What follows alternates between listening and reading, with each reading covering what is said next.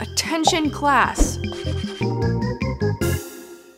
Hey guys, welcome to today's video. I have so much information for you guys and it is all good stuff. What we are discussing today are those moments where you screw up your makeup, like you sneeze, or halfway through the day you bump your face and like kind of your foundation moves, or you apply too much blush. Just any of those scenarios where you look in the mirror and you're like, why? And you need a quick fix. I've got your quick fix. I have a bunch of tips and tricks for you guys. And instead of just reviewing something or doing a try on, I thought I would just kind of help you guys out with some of my best techniques that I find useful, that I learned from makeup artists along the way, that I just kind of picked up in emergency situations. And I also asked you guys on Twitter, what were your like most annoying makeup issues and makeup concerns? And there were so many of them that there is a part of me that wants to make this kind of a thing, maybe like a 3-part series. So let me know in the comments below if I don't discuss something that you are concerned about with your makeup routine. Let's hop right in. I'm having the kind of day where I've been sitting here actually for a long time because my neighbor, the second I sat down to film, full on pulled out the weed whacker and it was just the most atrocious noise. This is actually good. My makeup's been on for a minute and I could use, you know, a little touch up. When Shane Dawson did his series with Bunny and she was crying and everyone was like, oh my gosh, it's an iconic moment. She is using a beauty blender to like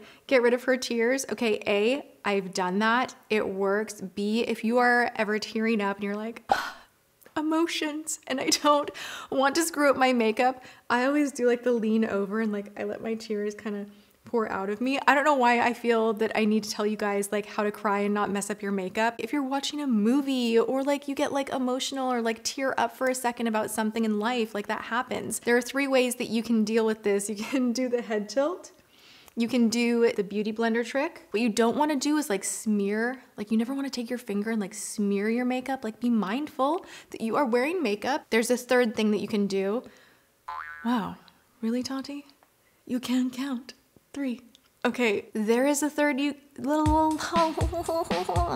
there's a 3rd thing that you can do, and I remember why I know this trick. This is a Scott Barnes trick. He was talking about this, and then I asked a lot of brides that I used to do makeup for, like because brides are always crying, which I think is really challenging when you're doing makeup because you're like, all right, we're just about done with the liner, and then like, you know, a text or something will come in, and it's like, what you can do is the tilt forward, or you can lean back and then you breathe very, very deeply through your nose. Your sinuses are connected to your eyes and everything kind of like pulls in and all of that tearing right here kind of gets pulled back into your body. Sounds weird, but it works. The other thing that you can do, this is disgusting. I can't believe I'm sharing this. This is gross. I don't share my makeup brushes or my beauty blenders with anybody, so it's my grossness, and I hope that you operate the same way. The #1 way that people end up saying, by the end of the day, like, my makeup around my nose and my makeup right here and my nostrils, like, it disappears. And the reason it disappears is if you're grabbing a tissue and you're like blowing your nose or you're rubbing your nose, itching your nose, your makeup is not like, it's not like nailed down, you know, it's not super glued to your face. So the way that I deal with that, I will actually go like this with my beauty blender. And then I don't ruin my makeup from allergies. You know what I'm saying? Is that weird? Oh my gosh. But it's a sponge. If you're crying, if you are snotting, ew, why am I talking about this on my channel? Use your sponge. Life happens and eyes water and noses run, and if you want to fix those things and not ruin like a really beautiful look if you have a big event you're going to or something like that, then doing these extra little tricks that do seem very extra can be super helpful. Okay, let's see here. So the first complaint and kind of like, makeup says, powdering my concealer and realizing my concealer isn't covering all my dark circles. Like, seriously, I've been there many a time. And you know, the trick is when you set anything that's creamy, you don't really want to go back with more creamy. So you have to think outside of what you've already done. So if I have set my concealer and maybe I'm trying something new and maybe I just have really bad dark circles that day, sometimes when you set it with powder, you can see more of what the actual coverage is. I don't know why, but that's oftentimes how it works. And if you look in the mirror and you're like, oh, like I wanted more coverage there. Take an eyeshadow that is similar in tone to what you use for concealer, and you can go over top that area and have it have actual pigment that you're laying down underneath the eye. What I will do is I will take something like this tone. You want to make sure it has no shimmer in it. You want to make sure that it has, you know, an intense amount of opacity. I take a crease brush, I grab a little on the tip, and if I see those like dark circles, like you can really tilt down and see like, ooh, like there they are. You can just go right in the hollow and it will brighten things up just a little bit. And that is a great technique to really brighten up a too dark powdered set concealer situation. I sometimes will also do that trick just on the areas that I really want to like lightly extra highlight outside of using a setting powder. And it just brightens. And remember that anything you highlight pushes forward, anything you contour pulls back. All right, so let's talk about what happens when we over blush, because I do that a lot. I am guilty. I'm turning myself in. Sometimes I will be out here and I will be doing it underneath these lights, and then I'll go inside and I'll be like, dear Lord in heaven, what has she done? Because there's just too much pink. An easy way to combat that is by simply taking powder on top. So what I like to do is take a fluffy powder brush, and I will take any powder really. It can be translucent, it can have a little color in it, it's really up to you. But if you want to tone it down, I kind of press in first. Oh my God, I just jabbed myself in the eye. And then I'll kind of quickly dust off. Now, the second thing that can happen with blush and bronzer and foundation in general is it gets blotchy throughout the day, or if you have a blotchy application immediately, what I will do is I will take a velour puff and I will kind of smooth out those rougher edges. Just use like a circular motion. You're just kind of buffing your skin, getting rid of any blotchiness. And then you want to really lightly go back in with whatever you were using and just be very mindful to make light strokes. Third step to that is top it off with a little more powder. Not to complicate this even more, but a rule of thumb in my book is if you have an issue with your bronzer being blotchy, your blush being blotchy, maybe you have oilier skin and things just are not applying as airbrushed and even as you want them to apply. Something that you can do that I always do is I set my foundation 100% of the time. So I will go in with my powder. Doesn't have to be a lot. You're gonna take down any of the tackiness from your foundation, which might make what powder you're putting on top of it cling and bunch and be not as pretty. We don't want that. So you're just going to press your foundation with a little bit of powder.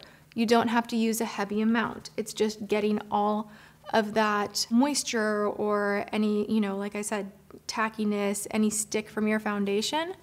Just getting that set. Then you will have a smoother canvas to work with, and your blush and bronzer should go on really evenly and beautifully.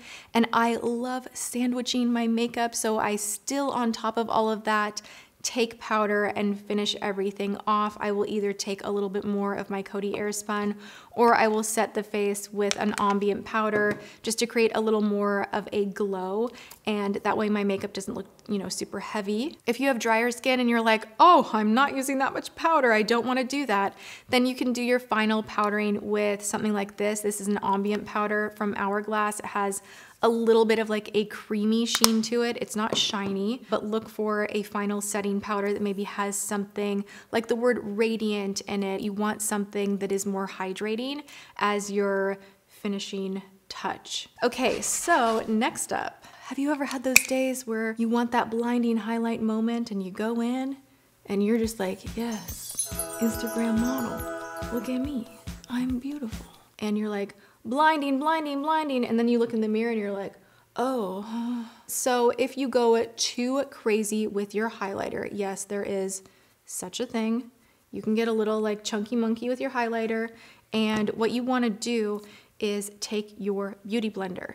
I usually have a little bit of dampness left on my beauty blender. By the time I'm, finished with my makeup, it's still a little bit damp. So I will actually go over it, and it has a little excess, foundation and a little excess powder on it. And it's an easy way to just kind of press this into the skin a little bit further. I can take the bottom that definitely has that excess on it and press further into the skin, and suddenly it looks like it is melted and meshed with my skin much more beautifully. It's much more natural, and that is my quick fix for overdoing the highlight.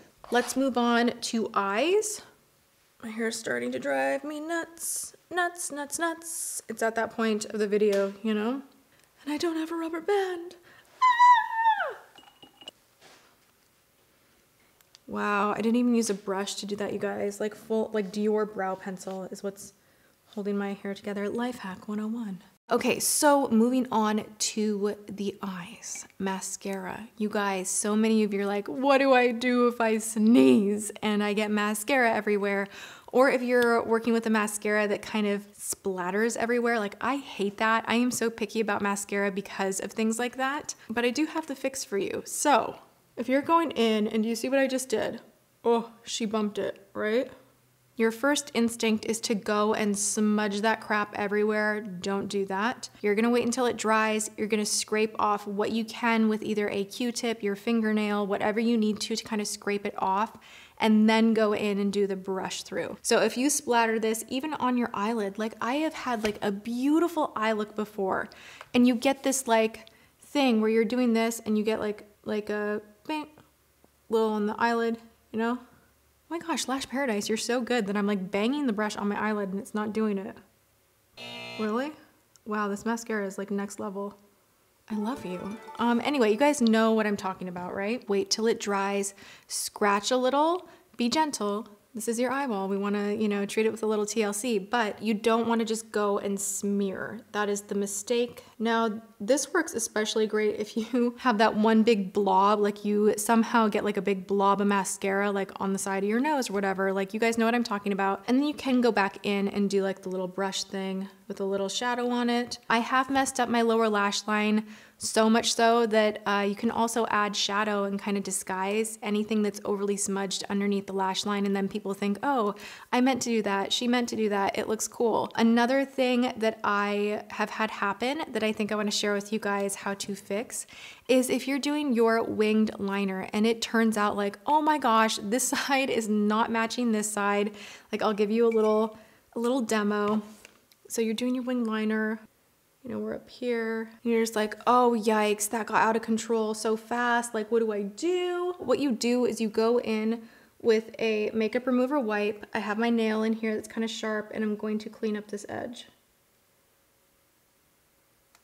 Now notice I've pulled a lot of product up kind of where I don't want it. So I'm going to dab that off. Let's say that I, had it how I want it now, and then I have these like balder areas of my makeup.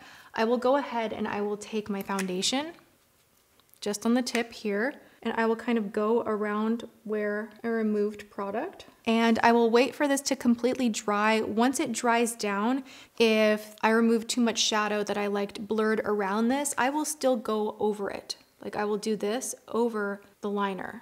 Don't be afraid of dulling the black liner. You just kind of go on top of it. And now you have a guide for exactly how you want that wing to look. So you can go back in and you just darken it up.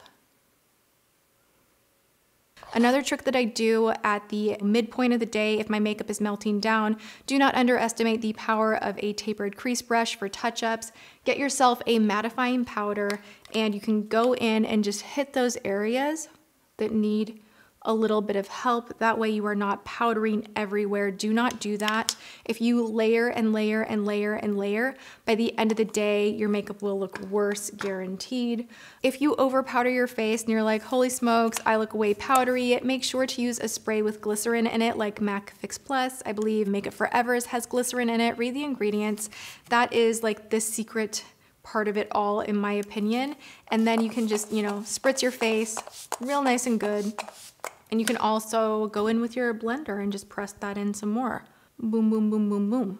And I have to say, ultimately, the other question that was asked was, my makeup's breaking apart halfway through the day. I have creases, like it's not looking good. It's worn off in areas. And the only thing that I have personally found that works for me, that I don't really know why it works, to be honest, but cushion foundations, there's something about the way the foundation is in a cushion compact and the way you can grab it with a sponge. Like you grab the lightest amount and it is the only cream or liquid that you can put on top of makeup that has broken apart and kind of just touch up. Like if you just want to touch up your chin, if you just want to touch up your nose, I would suggest doing that instead of adding more powder foundation, a concealer, or going back in with a stick foundation or a heavy, liquid foundation. Do something light like that that matches your skin.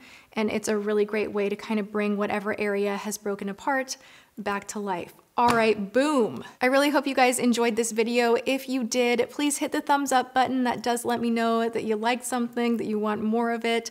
I just sat here for like 40 minutes and I gave so much, and I'm sitting here and I'm like, I actually have more that I could share. So if you want a part 2 and part 3, let me know. Leave your questions below. This is the kind of stuff that I really love talking about, and just like coming up with solutions for makeup problems. I love that. So I do hope you had fun watching this. I am here Monday through Friday at 10 a.m. PST.